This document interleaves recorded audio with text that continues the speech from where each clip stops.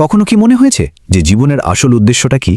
Paulo কোয়েলহোর বিশ্ববিখ্যাত উপন্যাস দি alchemist কিন্তু ঠিক এই প্রশ্নের উত্তর খোঁজারই একটা অসাধারণ গল্প। চলুন আজ আমরা সেই যাত্রার গল্পটাই একটু কাছ থেকে দেখি। কি সহজ একটা কথা, তাই না? আর এই একটা কথাই কিন্তু দি অ্যালকেমিস্ট বইটার একেবারে মূলমন্ত্র। জীবনের সবচেয়ে বড় সত্যিগুলো কোনো জটিল তত্ত্বের মধ্যে লুকিয়ে থাকে না, বরং আমাদের চারপাশের খুব সাধারণ অভিজ্ঞতার মধ্যেই থাকে। এই বইটা আমাদের সেই সাধারণের ভেতরকার অসাধারণকে খুঁজে নিতে শেখায়। তো আমাদের গল্পের শুরুটা হচ্ছে সান্তিয়াগোকে নিয়ে। স্পেনের আন্দালুসিয়ার মাঠে মাঠে ঘুরে বেড়ানো এক সাধারণ মেষপালক। জীবনটা বেশ শান্ত, ঠিক তার ভেড়ার পালের মতোই, কিন্তু তার স্বপ্নগুলো সেগুলো ছিল বিশাল। ব্যাপারটা হলো, সান্তিয়াগো কিন্তু চাইলে একজন পুরোহিত হতে পারত, একটা নিশ্চিত নিরাপদ জীবন, কিন্তু তারও সবে মন ছিল না। সে চেয়েছিল ঘুরতে, পুরো পৃথিবীটাকে দেখতে। আর কি আশ্চর্য, পৃথিবীও যেন তাকে কিছু একটা দেখাতে চাইছিল। সে বারবার একটা স্বপ্ন দেখত, মিশরের পিরামিড আর সেখানে লুকিয়ে থাকা এক গুপ্তধন। প্রথমে তো সেটাকে পাত্তা দেয়নি, কিন্তু এরপর তার সাথে দেখা হয় এক রহস্যময় বৃদ্ধের, যিনি নিজেকে সালেমের রাজা বলে পরিচয় দেন। আর এই দেখাটাই সান্তিয়াগোর জীবনটা পুরোপুরি বদলে দেয়।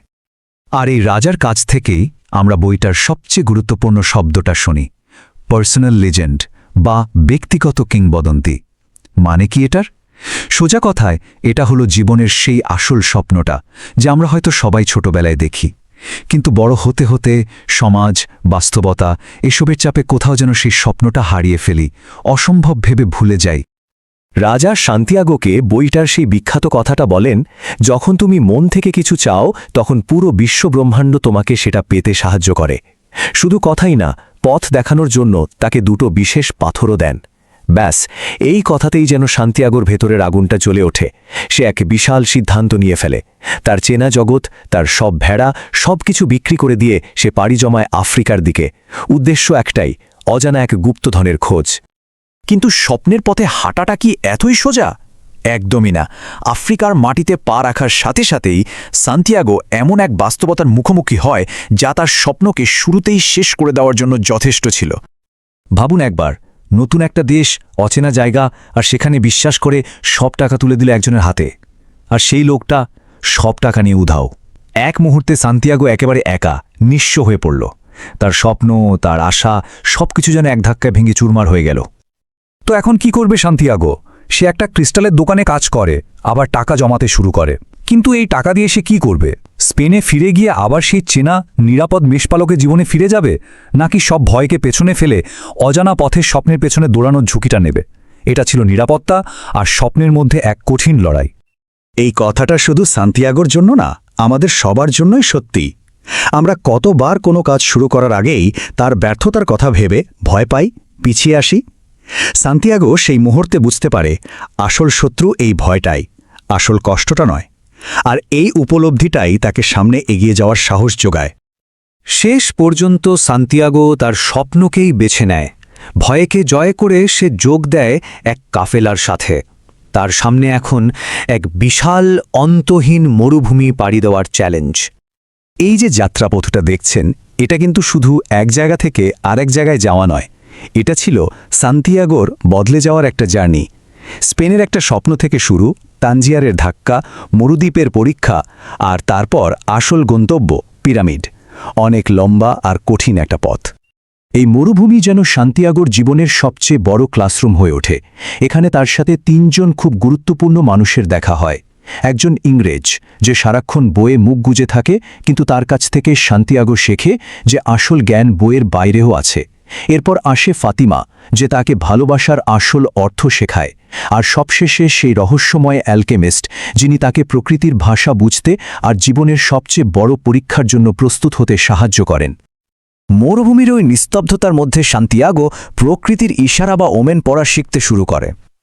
একদিন সে দুটো বাজ পাখির ওড়াউড়ি দেখে বুঝতে পারে যে মরুদ্বীপে একটা ভয়ঙ্কর আক্রমণ হতে চলেছে। তার কথা কেউ প্রথমে বিশ্বাস না করলেও ভবিষ্যৎবাণীটা সত্যি হয়, আর সান্তিয়াগোর জন্যই পুরো মরুদ্বীপটা বেঁচে যায়।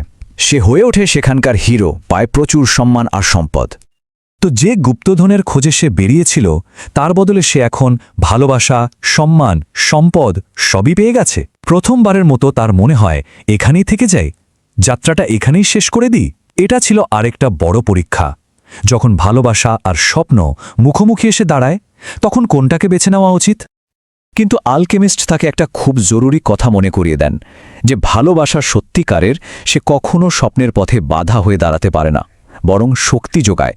আর এখান থেকেই শুরু হয় সান্তিয়াগোর যাত্রার সবচেয়ে কঠিন, সবচেয়ে অলৌকিক পর্বটা। এই কথাটাকেই এবার সান্তিয়াগোকে প্রমাণ করে দেখাতে হবে, কারণ এবার তার সামনে এমন এক চ্যালেঞ্জ আসে যা শুধু অসম্ভবই নয়, অচিন্তনীয়ও বটে। তাকে তার ব্যর্থতার ভয়কে পুরোপুরি জয় করতেই হবে। যাত্রাপথে তারা এক যুদ্ধবাজ দলের হাতে বন্দী হয়, আর বাঁচার জন্য অ্যালকেমিস্ট এক অবিশ্বাস্য কথা বলে বসেন। তিনি বলেন, এই সাধারণ মেষপালক ছেলেটা নিজেকে বাতাসে পরিণত করার ক্ষমতা রাখে। উপজাতির সর্দার তাকে এই অসম্ভব কাজটা করে দেখানোর জন্য মাত্র 3 দিন সময় দেয়, না পারলে মৃত্যু নিশ্চিত। এই অসম্ভবকে সম্ভব করতে সান্তিয়াগো প্রকৃতির একেবারে গভীরে ডুব দেয়।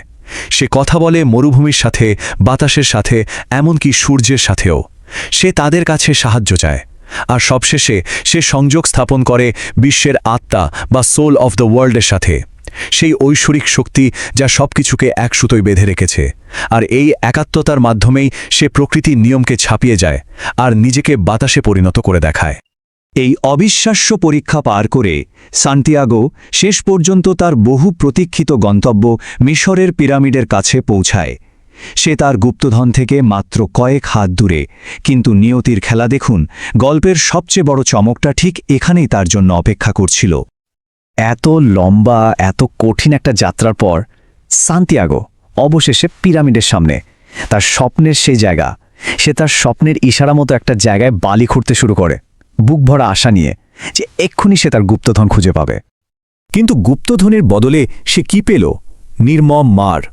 একদল লোক তাকে ধরে খুব মারল, তার যা ছিল সবকিছু কেড়ে নিল, আর তাকে নিয়ে হাসাহাসি করতে লাগল, কারণ সে শুধু একটা স্বপ্নের পেছনে ছুটে এত দূর চলে এসেছে।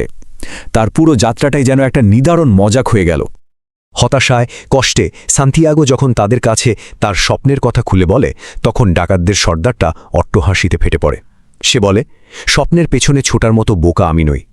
আমিও একবার ঠিক একই রকম স্বপ্ন দেখেছিলাম যে স্পেনের একটা ভাঙা গির্জার নিচে অনেক গুপ্তধন পোতা আছে, কিন্তু তাই বলে কি আমি ছুটে গেছি নাকি?